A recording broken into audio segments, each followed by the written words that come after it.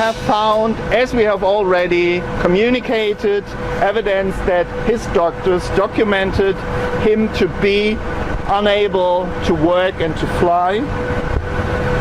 But these documents don't show any hint of being suicidal or being aggressive against other people.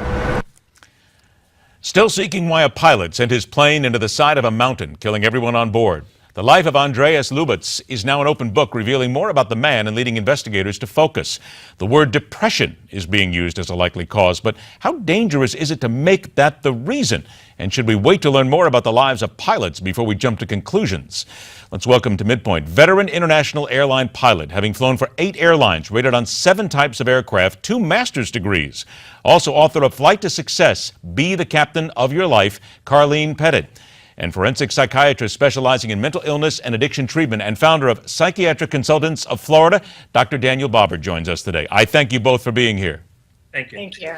Doctor, let me start with you, because here we have the prosecutor saying that this pilot suffered from suicidal tendencies at some point in his career, but there's no evidence that suggests he was suicidal or acting aggressively before the crash, and then sticking that depression tag on it. Isn't this awfully dangerous?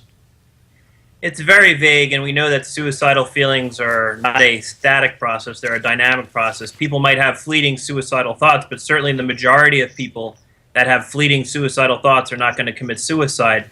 But what's interesting about this pilot is, we know that he reprogrammed the autopilot, and there was an 8-minute descent. So it seems like this was a fairly planned and premeditated act and was not impulsive in the least. Captain Petitt, I hope you don't mind if I call you that, because certainly with the rank that you have and all the places that you have been, and certainly behind the cockpit wheel as well and the yoke, let me bring this up to you now, because we have a pilot now being talked about depression who killed 149 people. This has got to get to you. It has really got to bother you, because now you know there are going to be people around the world who are going to look at pilots and they're going to start wondering. Well, actually, this is not a surprise to me. I wrote a novel called Flight for Control, where this exact situation happened. I did a little research in mental health and wondered at what point, what would happen if that mental health issue came into the cockpit. And so to say I'm surprised, I'm really not. I'm disappointed that we allowed it to happen, because, maybe the doctor can address this, but at what point, if a pilot shouldn't be flying, do you take action and contact the airline, contact the FAA or the CAA and tell them? There has to be some responsibility, because a patient who has a mental disorder and should not be in the aircraft is not going to self-report. Well, let me ask this then. Have you ever been on the flight deck with a fellow pilot that you were concerned about? No, not in this aspect. I mean, I've flown with pilots who were stressed about life. Maybe a child did something, or they couldn't sell their home, or they're concerned with a pension loss or a pending merger, those types of issues. Those are the things that stressors of normal life will probably be more apt to pilot error, because they're focusing on something other than doing the job. But pilots I fly with, they'll bring it in, you talk about it, and then you get down to task and you focus on the job. You have that strength to put that behind you and not think about it, because we have a very huge responsibility to those hundreds of lives behind us. So to say, have I flown with anyone who's mentally unstable and suicidal? No. Well, was there anyone that you were fearful of, perhaps anyone you were with and you noticed something that was just not quite right and you got a bad feeling? Because you wrote about this, so there must be something in your experience that would lead you to believe this is a possibility. Well, the experience came from listening to the talk in the cockpit about, losing pensions, the new work rules. I'm with 8 airlines. I've been furloughed, merged, laid off. I have a different mindset. When one airline shuts down, I look at an opportunity to, what do I get to do next? That's not a normal way of thinking. Most pilots are, they've lost pretty much everything and they have to start over if they can. And so you hear that kind of talk. You never assume that it'll take it anywhere else. I have been in cockpit where the talk's been going and somebody has said, okay, guys, enough of that. Let's get to business. Fly the airplane. It's time to fly the airplane. And the doors close and you press forward, not doing that discussion, with that, carrying on that discussion.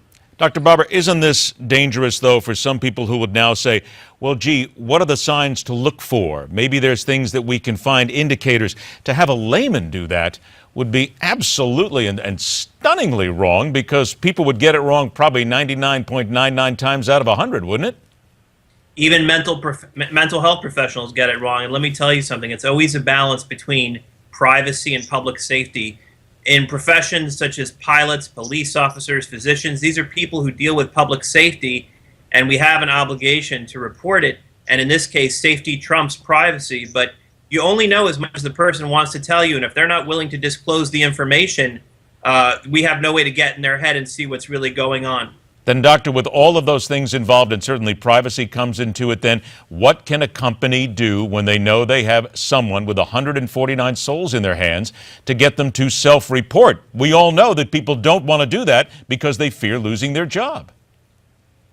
You know, it's really about work integrity and knowing that by not reporting it, you're putting the public safety at risk. Obviously, we don't know exactly what was going on in this person's head before this happened, but it was obviously a very selfish motivation on his part not to report his health status and putting all those people at risk. But would you see somebody who is at one time reportedly suicidal? That's an individual act, then looking to take 149 people with them? I mean, I'm not trying to be crude here, but he could have committed suicide by jumping off a bridge somewhere and killed himself instead of murdering 149 people. Well, murder-suicides tend to be very rare events, and they usually occur in domestic situations such as bad marriages. But clearly, in some way, this man was very angry, and maybe in some way he resented his life here on this earth and wanted to take these people with him. It clearly has a very aggressive feeling to it, and not just a feeling of depression. Captain Petitt, I only have about 30 seconds left here, though. Do you see pilots now perhaps who would be more willing to self-report, or airlines becoming a little more intrusive into their lives? Not necessarily, because I believe if you're mentally unstable, you don't know. But I'd like to add a point to what the doctor just said. I don't think he was thinking about those people. I don't think that he even cared about those people. I think that that note took away his life. It said, you're not going to be a pilot anymore. You can never fly. And this was his last flight with complete disregard for anybody else. I don't think it was a premeditated act of murder. I think it was, this is my last flight. This is a darkly fascinating topic, which we're going to have to continue to follow as this story unfolds. Karlene Petitt, also Dr. Daniel Barber. Flight to Success, by the way, is Captain Petitt's book, I want to point out. Thank you so much for joining us. We will be in touch again. Thank you. Take care. Thanks. Speaking of psychology, still ahead in MidPoint, The Dark Knight, later this hour.